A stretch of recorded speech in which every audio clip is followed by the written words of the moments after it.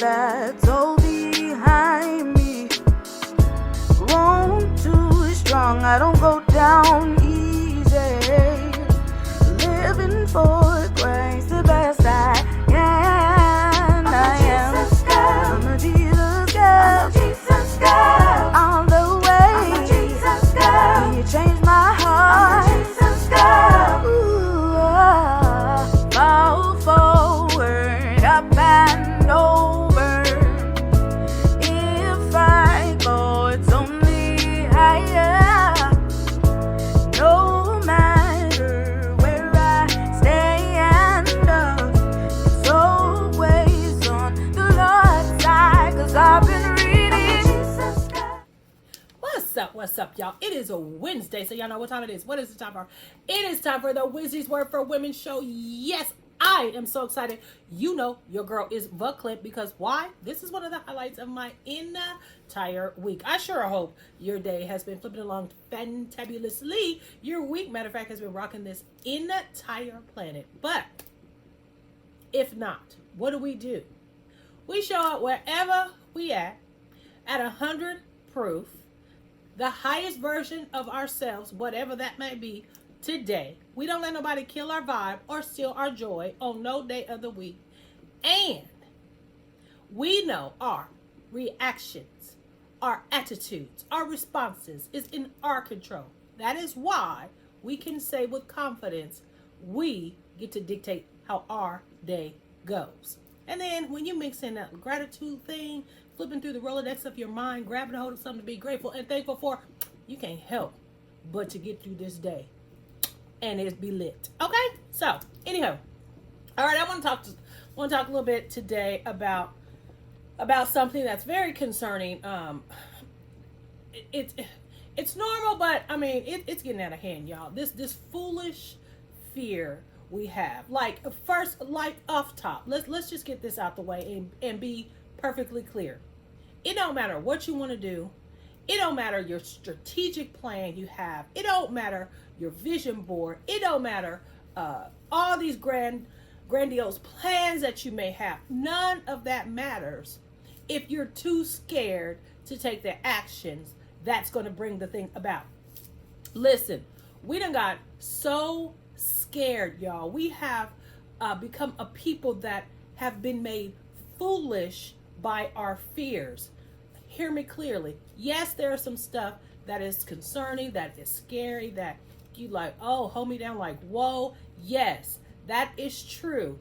Yet, if we're going to allow fear then to make us foolish and forfeit those things that we want, how can we expect to get those things we want? How can we expect to become stronger? How can we expect to show those behind us, coming up behind us, how you take life by the horns and you grab it and you do what you are here to do, regardless of opposition.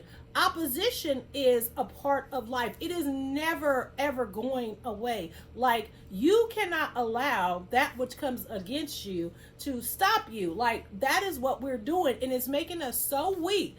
This is not just you individually. As a people, we're being so fearful that we become fools in how we deal with each other. We become so sensitive, we can't even take another's opinion because we think that somehow an indictment of who we are, our personage. It's done got crazy, ridiculous, y'all. Fear makes us fools. So it don't matter what the thing is, what you want to do, what you want to have, where you want to be, where you want to go. If you too scared to do it, if fear is making you foolishly forfeit it, how are you ever going to get a thing? Like, but fear is real. Don't get me wrong. Fear is real, but y'all, it can't be the thing. It can't be the thing that's dictating to us. Like, we're so scary and we're so sensitive, and we wonder why our kids are growing up the way they are. We're wondering why our relationships can't handle the problems and issues that's going to come up, because we're human, and to live is to have problems, right? We can't even have an opinion presented without filtering it through this politically correct guys that everything has to be filtered through. Now, I'm not saying that my opinion is always right. I'm not saying that there might not even be something wrong with it. Yet, my opinion cannot be an indictment on your personage. You've got to be strong enough, and you have to be not weak and fearful to take what my opinion is on that thing to dictate to you how you feel about you. Like, that's crazy retarded. Like, and it goes the same for me. Politically correct. Let me give you the definitions why everybody is running around here so fearful, so scared to be themselves, to do what they're supposed to do. Politically correct means conforming to a belief that language and practices which could offend political sensibilities as in matters of sex and race. So it should be eliminated. So what it's basically saying is you're conforming to this belief that should not offend. It can't offend. To be politically correct, to me, it seems that you can't offend. Okay, wait a minute. So you're saying that I can't have free conscious thought. Mind you, we in America, and look at the political system. You trying to tell me, maybe that's the problem, that our thoughts have to be conformed to the political powers that be. The political powers that be gets to dictate to me and tell me what I'm supposed to think about a thing, how I'm supposed to live. Y'all, that's crazy as hell. So while we all out here trying to be politically correct, maybe you need to stop being so fearful trying to fit in and think for yourself. Political agendas and standards cannot decide for you how you live your life. That's the problem. You know, we're letting others tell us what we are to think. It's making us so fearful that we become fools. Now, that's just on that arena. Bring that to your life. So if you're thinking, if you're trying to mold yourself into how someone or something or some system is thinking, if you're doing that group thing, boo-boo, I'm trying to tell you, you are going to be fearful, a fearful, foolish, forfeiting fool that is going to forfeit your future, forfeit your goals, forfeit your family, how you want it to look, your relationships, your careers, all of that. You're going to forfeit it for conforming to foolish fear that people have. These agendas is driven by fear. Fear of the unknown. Fear what you think your perspective is. Fearful of one person's opinion that done shaped a whole group of folks. That cannot be, y'all. We're going to have to stop being so fearful and just getting along and start thinking for ourselves.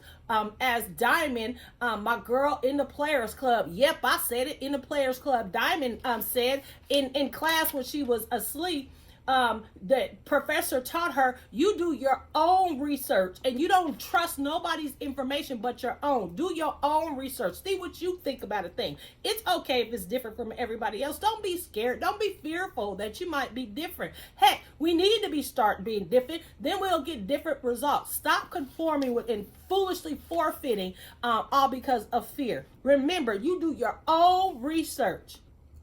You do your own. You think for yourself. You so fearful. Think for yourself. What do you think about her? What do you think about him? What do you think about how you raise your kids? What do you think about how you show it up in the world? What do you think about your role at your workplace or wherever you're at? What do you think about this agenda they're pushing? What do you think about this connection you connected to some civic organization? What do you think? Some of us is doing some stuff we don't even want to do. We with some people we don't even like. We're involved in stuff that ain't even our bag, but we are foolishly forfeiting what we think is right because we are trying to go along out of fear with the masses. And I'm telling you, the masses can be wrong. You better start thinking for yourself and doing your own research. And this has also, bringing it home, spilled into our psyches and made us fearful. You remember when we were little, you see that dog and we would talk, you walking by a gate and the dog is in the fence and you messing with the dog and that dog, usually a big dog, gets to barking and stuff and you get to running off, hollering and screaming. But you you knew that it was in the gate so that it actually wouldn't get you, like, but you were scared, you were fearful of the possibility of this dog getting out because it got loud, even though you see it's in this gate. Well, that's kind of how we have become as a people. We have become so phobia ridden. We're even scared of the possibility of a thing. I'm not even talking about those things that, yeah, that's in our face that should make you fearful. I'm not talking about that. I'm talking about these phobias. We have been so scared. There's so many phobias, y'all. Let me tell you, they done stop counting. And I'm talking about these is diagnosable phobias. Like, seriously, in about 2017, they stopped counting phobias because they're just so much. We just become so fearful. Phobia, and researchers are uncertain of how a phobia and what causes a phobia, but they do know that your genetics, culture, and life seem to play a role. But some of the phobias that we have make sense. You know, you've gotten bitten by a dog, so of course you would, you're going to be scared of dogs, right? You'll have a phobia of dogs. But remember back when we was kids, a lot of us hadn't got bitten by dogs. It's just because they was big and they was barking and we was messing with them, and so we thought they might try to get us. You know, that was normal. But some people have a phobia, of fear of dogs. There's hemophobia, that's fear of blood. There's aerophobia, that's fear of flying. You know, I mean, so there's phobias that you can understand why, and genetics, and because of your culture. Swimming might be of some people's culture. Some people don't want to do, but fear of cold, you know, that's a fear. That's a phobia, fear of being cold. But here's the thing. We've become so fearful that they can't even keep up with all the fears we had. When I heard that there is a phobia that's fear of beards, I can't even. What you fit? It is POGON, Pugnona. I think I'm saying it wrong, but it's a fear of beards. Like, y'all, we becoming too fearful, and a phobia is actually an irrational fear. It's like fear on 10. It's irrational. Like, the thing is probably not going to happen. So I'm not talking about those fears, those lion, tigers, and bears. Oh my! I'm talking about irrational fears. We have become such a fearful people that it's so much that they can't even keep up, and that's just in America. But here's the point. When you allow fear to drive what you are doing, you literally are cutting off and limiting your life. That's just what it is. You are not going to become, or get those things you want. Fear is making us fools. It is making us forfeit our lives. It is making us so phobic, so phobia driven. It is making us so close-minded. It is making us mindless. We're not thinking for ourselves. We're not doing for ourselves. Y'all, we have got to stop this foolishness.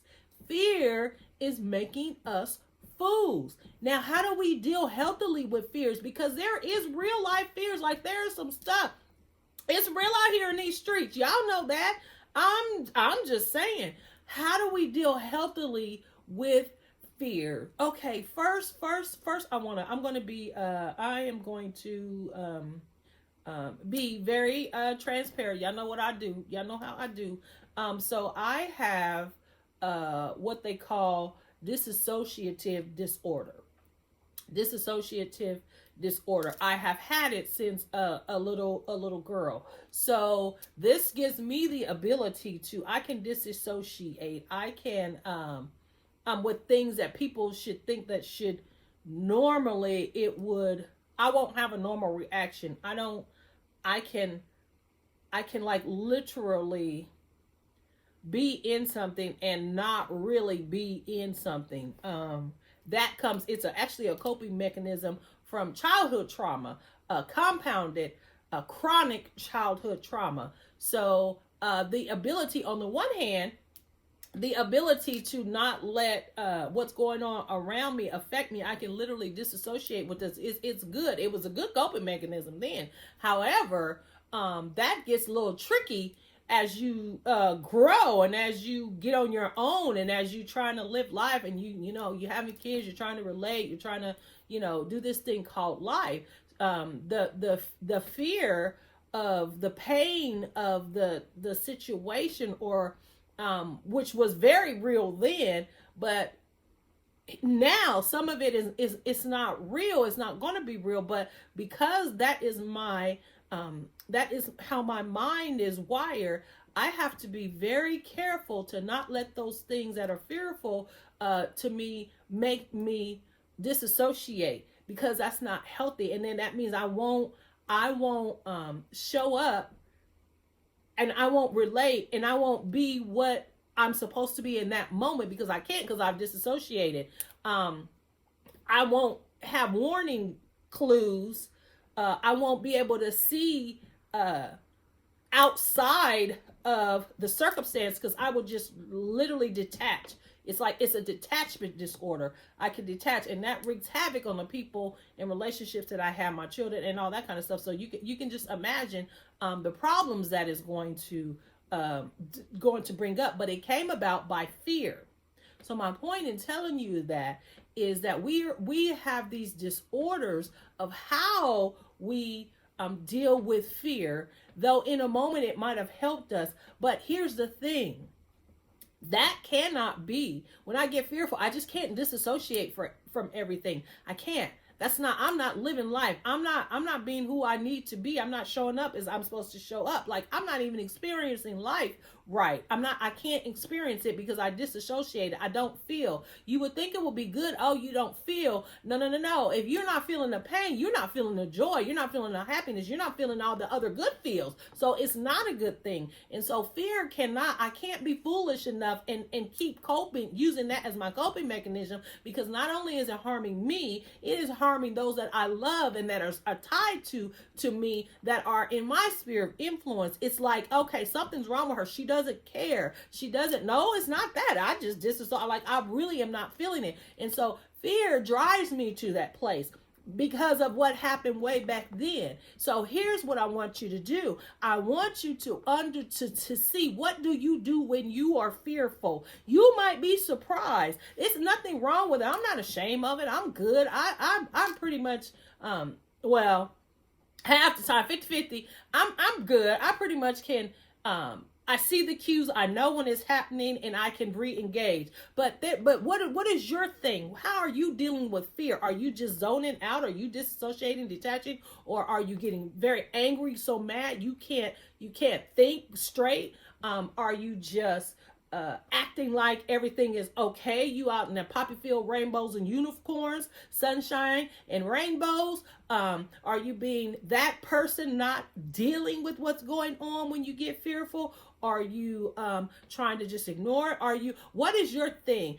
Because we're going to deal with fear some kind of way, and generally it's probably not a healthy way. And this is why I'm always an advocate of talking to someone or doing your own research so you can see, not Google diagnosis. Don't become a Google doctor, but like just research and see whatever it is that you do when you get fearful. Start looking at, okay, what is this? What is that? I'm a firm believer talking to someone, like a therapy stuff. You will be amazed at what you find by just unpacking your stuff with someone else who is neutral, who has no agenda, and tied to who actually is trained to see the signs of what's going on with you and make some sense of your whatever it is, your coping mechanism. Is this healthy or not?